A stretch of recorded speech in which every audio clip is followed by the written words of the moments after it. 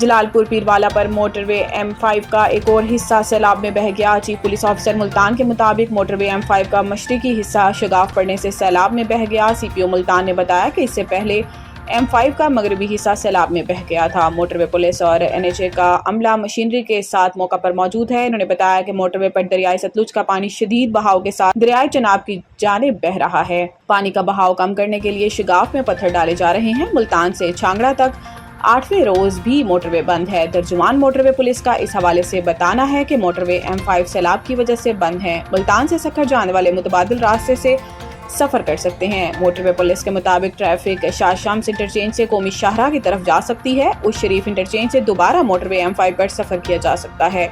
ترجمان موٹر وے پولیس کا کہنا ہے کہ سکھر سے ملتان M5 اس شریف انٹرچینج قومی شاہراہ پر سفر کیا جا سکتا ہے۔ شیر شاہ انٹرچینج سے دوبارہ موٹر وے M5 کو جوائن کر سکتے ہیں۔